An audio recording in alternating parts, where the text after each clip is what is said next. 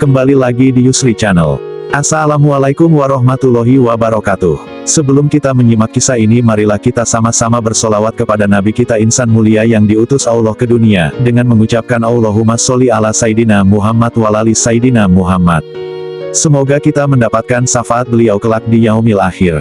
Sering kali kita mungkin tidak menyadari bahwa segala sesuatu yang kita perbuat di dalam kehidupan sehari-hari merupakan budaya yang kita anggap biasa-biasa saja. Bahkan tanpa kita sadari, anak-anak kita juga tidak luput dari budaya turun-temurun yang di luar dengan ketentuan Allah dan Rasul-Nya. Hukum ini seyogyanya dapat kita cegah sebab sumber ajaran hanyalah kebudayaan yang tidak jelas asal-usulnya, serta menjadikan mental kita dan anak-anak kita akan menjadi lemah, serta berpengaruh dengan kehidupan kita di masa yang akan datang.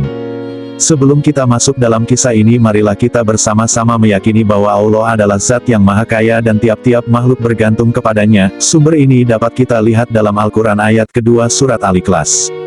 Demikian mukadimah singkat ini agar kita lebih jelas dalam menghayati kisah dalam cerita berikut ini.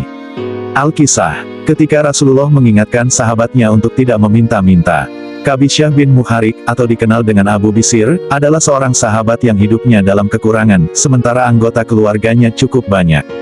Suatu ketika ia merasakan beban yang ditanggungnya begitu berat sehingga ia tak mampu memenuhi kebutuhan keluarganya. Ia pun datang kepada Nabi Shallallahu Alaihi Wasallam dan berkata, "Wahai Rasulullah, kami mohon bantuan untuk meringankan beban kehidupan kami." Karena saat itu Rasul sedang tidak memiliki apapun untuk diberikan, beliau berkata, "Tunggulah sampai ada zakat datang ke sini, nanti akan kami suruh amil untuk memberikan bagian kepadamu." Setelah mengucapkan terima kasih dan pamit, Abu Bisir melangkah untuk pulang, tetapi baru beberapa langkah, Rasul memanggilnya kembali. Abu Bisir kembali menghadap Nabi dan beliau bersabda, "Wahai Qabisyah, sesungguhnya meminta-minta itu tidak diperbolehkan kecuali karena 3 alasan.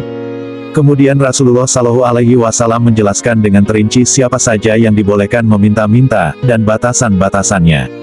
1. Seseorang yang menanggung beban kehidupan sangat berat, ia boleh meminta-minta untuk memperingan beban kehidupannya. Jika telah terasa ringan, ia harus mengekang, menahan diri dari meminta-minta. 2. Seseorang yang ditimpa musibah atau kecelakaan sehingga seluruh hartanya habis, ia boleh meminta-minta sehingga ia memperoleh kehidupan yang layak. 3. Seseorang yang sangat miskin, sehingga setidaknya ada 3 orang bijaksana di antara kaumnya yang berkata tentang dirinya, si fulan ini benar-benar miskin, maka ia boleh meminta-minta sehingga ia memperoleh kehidupan yang layak. Artinya, terlarang meminta-minta sampai melebihi kebutuhan standar kehidupan layak, apalagi sampai menjadikan simpanan atau tabungan. Setelah menjabarkan panjang lebar seperti itu, Nabi bersabda lagi, "Wahai Qabisyah, meminta-minta selain karena 3 sebab tersebut adalah usaha yang terlarang, dan orang yang memakannya berarti memakan barang yang haram." Terima kasih telah menyimak kisah ini. Apabila bermanfaat, mohon dibagikan agar kita selalu mendapatkan amal zariah dari kebaikan yang mungkin saat ini tidak kita dapatkan, namun dapat menjadi penolong kelak di hari pembalasan. Pesan singkat dari kisah ini merupakan kebaikan. Tetaplah berharap dengan pertolongan Allah semata. Pekerjaan, harta, dan jabatan hanyalah saksi agar kita dijauhkan dari fitnah. Untuk itu jauhkan diri kita dengan berharap kepada siapapun kecuali Allah. Sebab kekuasaan, kekayaan, yang hakiki adalah milik Allah semata. Zat yang maha hidup maha kuasa dalam urusan hambanya. Saya mohon maaf yang sedalam-dalamnya apabila ada kesalahan dalam kisah ini. Saya selalu berharap agar Allah menyempurnakan ilmu kita dalam berbagi kebaikan. Akhir kalam saya mengucapkan Assalamualaikum warahmatullahi wabarakatuh.